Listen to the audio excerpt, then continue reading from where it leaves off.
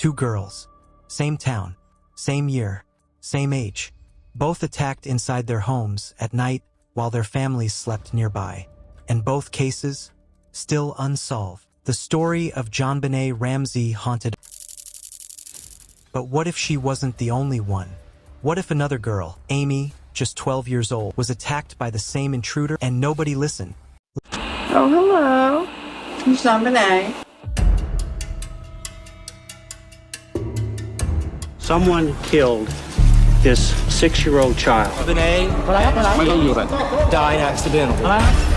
Let's rewind for a second. Here's what we're looking at. Child JonBenét Ramsey, 1996. 6-year-old beauty queen found murdered in her Boulder home on December 26. Ransom note left behind, but body found in the house by her father. When I found her, it was a rush of relief. And then, of course, within moments, I realized that she probably was dead. But she was back in my arms. Father hours later. Massive media storm. Parents accused, then cleared. Foreign male DNA found, never identified. Girl Amy, 1997. 12-year-old Boulder girl sexually assaulted in her home just 9 months later. Entry and method eerily similar. Same dance school, same cigarettes left behind. No suspect ever arrested.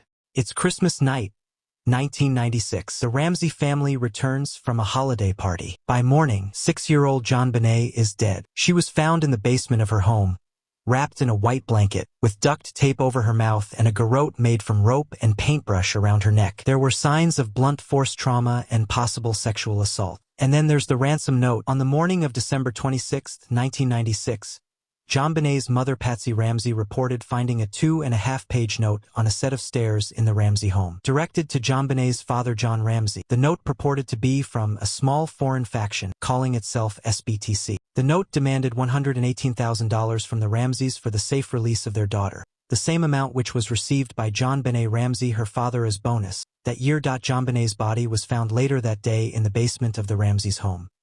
It was handwritten on notepaper from inside their home. Police car light, bungled investigation, and media frenzy. Let's be real, Boulder PD dropped the ball hard. They let friends walk through the crime scene, contaminated evidence, and laser-focused on the parents. Meanwhile, the media tore into them. Patsy Ramsey's 911 call was dissected like a CSI episode. 911 emergency. Police. What's going on? 515th Street. What's going on there, ma'am? We have a kidnapping. Hurry, please. Explain to me what's going on, okay? There's a note left and our daughter's gone. A note was left and your daughter is gone? How old is your daughter? 6 years old. She's gone. 6 years old. How long ago was this? I don't know. I just found the note. And my daughter's Does it say who took her? What? Does it say who took her? I don't know. There's a ransom note here. It's a ransom note? It says SBTC. Victory. Please. Okay, what's your name? Are you Patsy Ramsey. I'm the mother. Oh my God. Please. Okay, I'm sending an officer over, okay? Please. Do you know how long she's been gone? No, I don't. Please, we just got out. Is she right here? Oh my God, please. Okay, well, There's somebody. I am, honey. Please. Take a deep breath, Please, okay? hurry. Patsy, Patsy, Patsy, Patsy.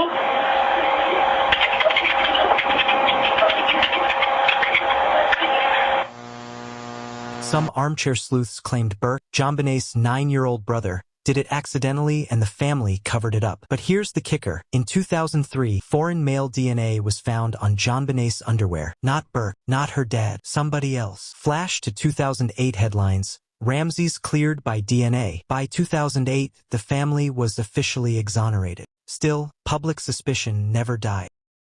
Fast forward to 2016. Burke Ramsey finally talks after 20 years of silence. I know people think I did it, but I didn't. Did you hit your sister over the head with a baseball bat or a flashlight? Absolutely not. He came off awkward but sincere. Just a dude who wanted a normal life and got caught in the storm. Even now, folks online throw shade, but the DNA says otherwise. Here's where it gets downright creepy. September 1997, less than a year later, another young girl in Boulder, nicknamed Amy, was attacked in her home while her mother was just 2 doors down. No forced entry, sexual assault. House wasn't trashed, suggesting the intruder knew what they were doing. Camel blue cigarette butts found outside, same brand as in JonBenet's case. And guess what? Amy went to the same dance studio as JonBenét. Dance West. I'm not a detective, but that's a lot of weird overlap. Amy's father believes the cases are connected. But Boulder PD? They shrugged it off. No follow-up. They say Amy was traumatized. She moved. Her case faded. JonBenet's dad, John Ramsey, is now pushing for genetic genealogy to be used, the same tech that caught the Golden State Killer. Can you believe Boulder still hasn't approved that? It's 2025. We have DNA. We have tech. What's the holdup? Meanwhile, JonBenet's half-brother, John Andrew, has been doing media rounds, defending Burke and calling out police for ignoring other leads. And the new Netflix doc? Stirring the pot again, making folks wonder, what if JonBenét and Amy weren't isolated tragedies, but part of something bigger and what we still don't know? JonBenét was 6, Amy was 12. Both lived in Boulder. Both were attacked by someone who got in and out without a trace. The thing is, we might be looking at a predator who slipped through the cracks because people were too busy pointing fingers at a grieving family. Cold cases don't have to stay cold. DNA doesn't lie, but silence does. So, what do you think? Was the Amy case connected to JonBenét? Was it? There was a headline that Burke... Brother did it. And he burst into tears. Yes. Well, Mr. Ramsey, did you kill JonBenét? No, I did not. Mrs. Ramsey, did you kill your daughter? No, I did not kill my daughter. I struggled a lot with forgiveness and what that meant. The first phase was, let me get my hands on him. We won't need a trial. no one would blame you for being angry and bitter.